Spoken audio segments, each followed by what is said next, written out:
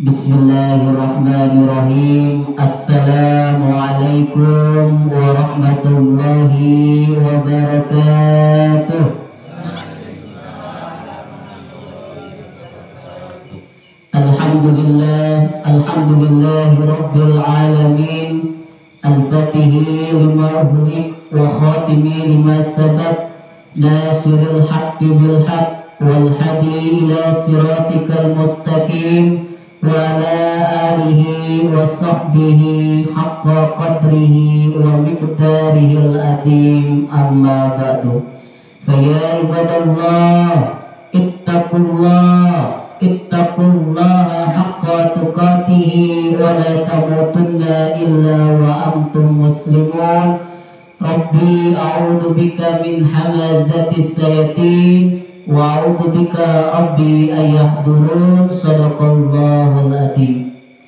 Puja dan puji syukur marilah kita senantiasa haturkan kehadirat Allah Subhanahu wa taala, Tuhan seluruh alam yang senantiasa terus memberikan nikmatnya kepada kita semua, sehingganya alhamdulillah pada kesempatan malam yang berbahagia ini kita masih bisa diberikan nikmat iman, nikmat Islam, nikmat sehat walafiat, nikmat panjang umur, sehingganya alhamdulillah pada kesempatan malam hari ini kita masih bisa menikmati nikmatnya salat isya secara berjamaah, dan tentunya bisa menikmati indahnya, nikmatnya salat tarawih secara berjamaah. Itu semua semata-mata karena nikmat yang Allah berikan kepada kita semua. Maka wajib kita bersyukur kepada Allah Subhanahu wa taala dengan mengucapkan hamdalah alhamdulillahi rabbil alamin.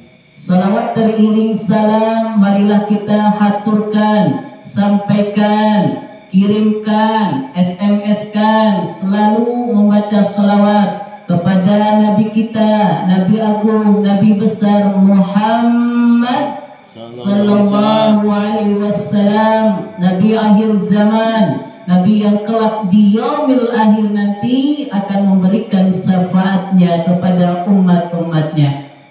Maka wajib bagi kita semua untuk mengikuti sunnah-sunnah beliau, wajib untuk mengikuti ajaran-ajaran beliau, wajib untuk senantiasa bersolawat kepada Nabi kita, Nabi Agung, Nabi besar Muhammad Sallallahu Alaihi Wasallam. Allahumma salli ala Muhammad ya Rabbi salli alaihi wasallim. Allahumma salli ala Muhammad ya Rabbi salli alaihi wasallim. Allahumma salli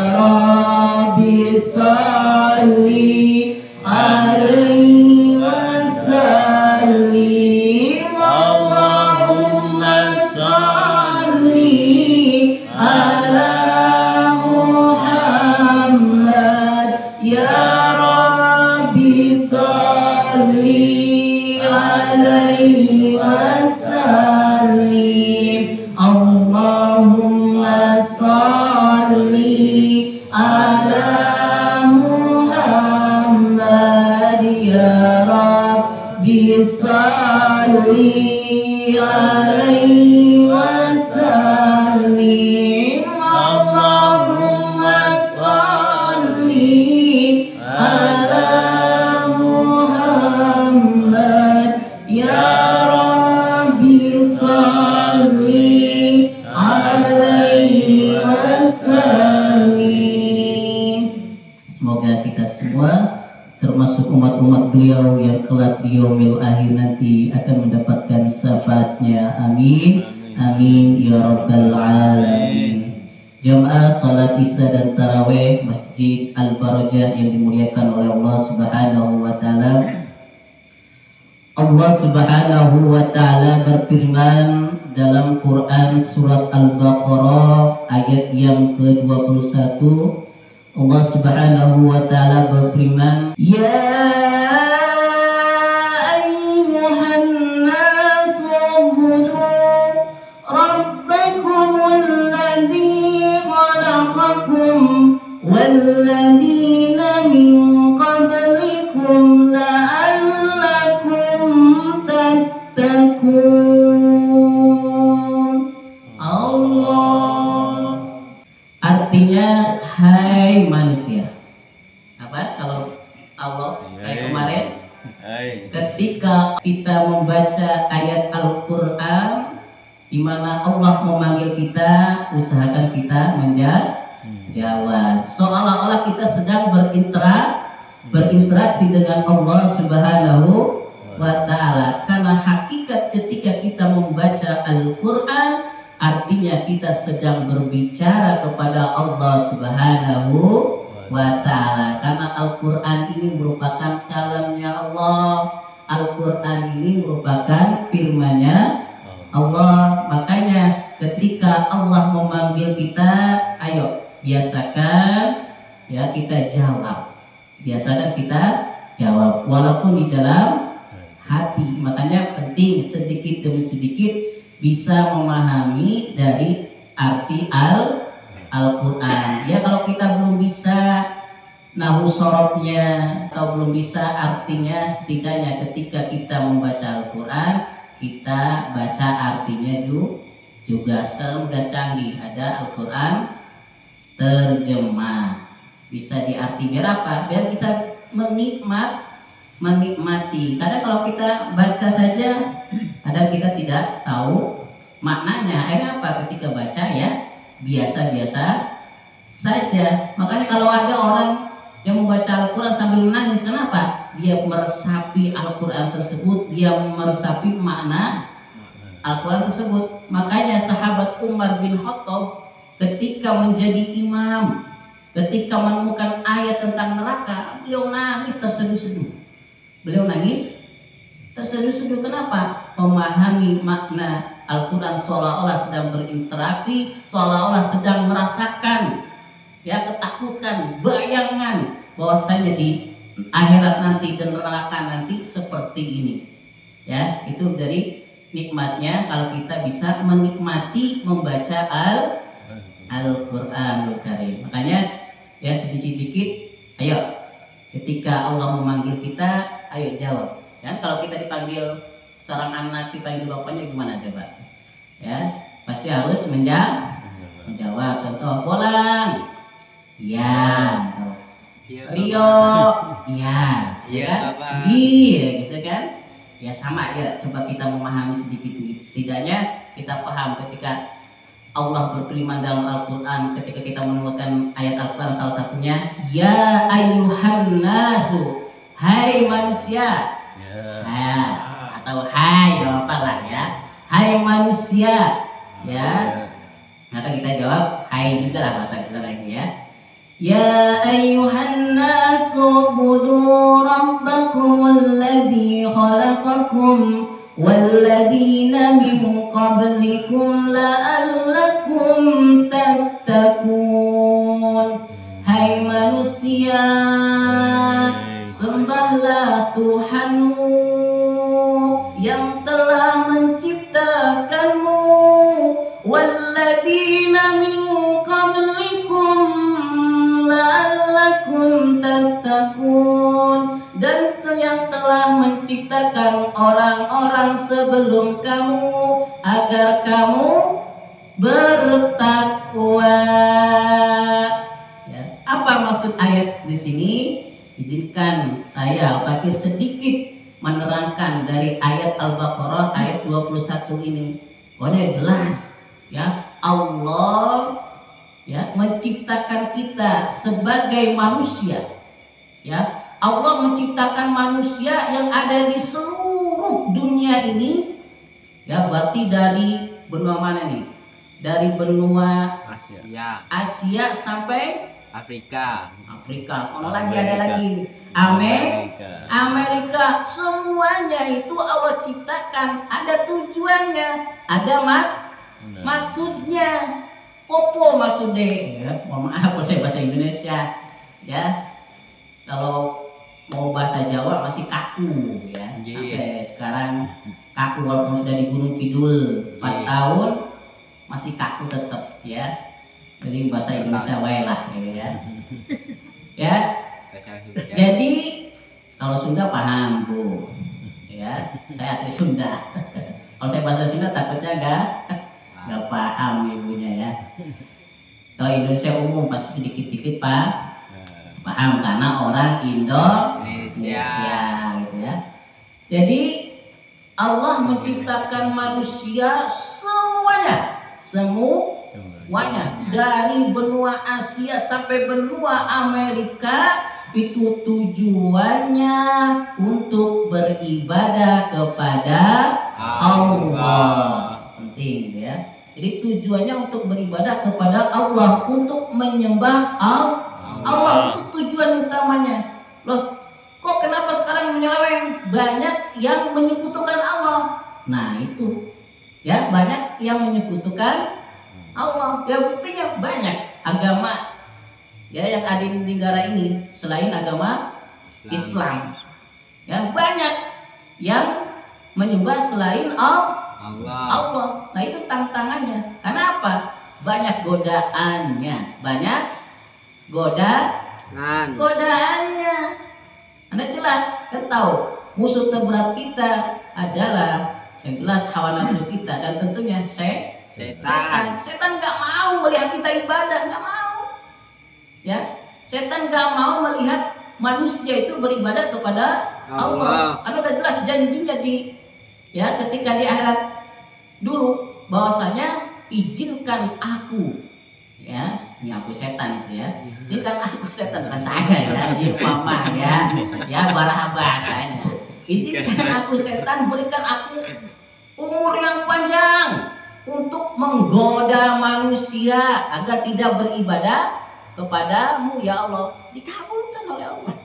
Dikabulkan. Makanya setan-setan atau jin-jin dari zamannya Nabi Adam alaihissalam sampai sekarang masih apa? Masih hidup. Padahal Nabi Adam sudah meninggal dunia. Kesini Nabi Ibrahim sudah meninggal dunia. Bahkan Nabi kita Nabi Muhammad SAW meninggal dunia. Makanya jangan heran ya, banyak tergoda. Bahkan di negara ini, di dunia ini, agama terbesar di dunia bukan agama Islam. Jangan salah paham ketika ditanya, ada nanya agama apa yang paling besar di dunia? Agama Islam. Salah Bu ya. Agama yang terbesar di dunia adalah agama Kristen. Bukan hidup ya.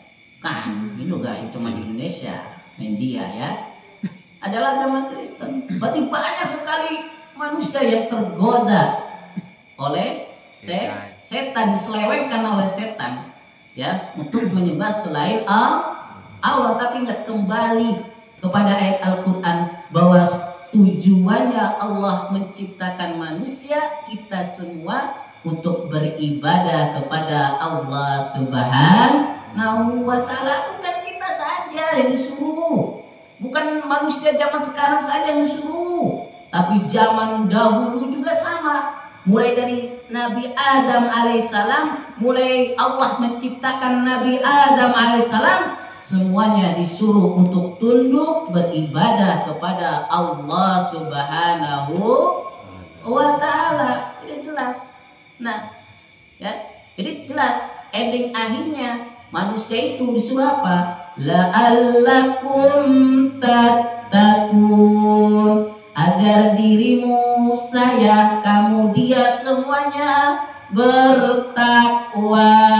Jadi tujuannya kita beribadah kepada Allah, disuruh sholat, disuruh puasa, disuruh berbakti kepada orang tua, hormat sama guru. Itu tujuannya agar apa? Agar la'allakum tattaqun, agar menjadi orang-orang yang bertakwa. Hadirin jamaah salat Isya dan Tarawih Masjid Al-Barakah yang dimuliakan oleh Allah Subhanahu wa Ta'ala. Jadi jelas ya Bu ya, tujuan kita di dunia ini tujuannya untuk beribadah ya. Mas Ipin, kalau nggak kerja gimana kalau ibadah terus? Nanti gak makan dong ya, kan cuma ibadah Bu, semuanya nilai ibadah. Makanya ibadah itu ada dua Bu Pak, ibadah itu ada dua. Yang pertama ibadah mahdoh, hubungan vertikal dengan Allah langsung, seperti sholat nih barusan, ini ibadah. Puasa juga ibadah, hubungan dengan Allah. Zikir hubungan dengan Allah itu ya. Tapi ada juga ibadah namanya ibadah ghairul ma'dhah, seperti kerja itu ibadah Bu. Kerja ibadah. Bagaimana Mas Ipin kok bisa diibadah? Makanya niatkan kalau mau ke sawah ya, mau macul, mau ke pasar, mau jualan, niatkan ibadah karena Allah. Makanya Allah ya menyuruh kita semua kalau mau melakukan baca Bismillahirrahmanirrahim. Ya, ibu melayani suami ibu itu ibadah ghairul ma'dhah. Maka jangan gerundel. Suami nafkahi istri, anak itu juga ibadah. Semuanya nilainya ibadah. Makanya menjadi agama Islam, menjadi orang Islam itu sangat enak. Kenapa? Dari mau tidur sampai bangun tidur itu semuanya sudah diatur, sudah diarahkan ya oleh Nabi, oleh ulama-ulama kita. Biar apa? Semuanya nyandung ibadah Bu. Ya. Duduk di masjid ibadah. Makanya kalau duduk di masjid niat itikaf. Selama kita duduk, walaupun mungkin duduknya senderan, duduknya sambil kalau kaki ini selonjoran, itu dapat pahala Bu. Dihitung nanti di akhirat daripada banyak-banyak duduk di rumah. Makanya niatan Bu. Nah itu itikafan sunatan lillahi ta'ala. Oh, saya nggak bisa bahasa Arabnya, ya tinggal bahasa Indonesia aja. Saya niat itikaf terus beres. Niat itikaf ya.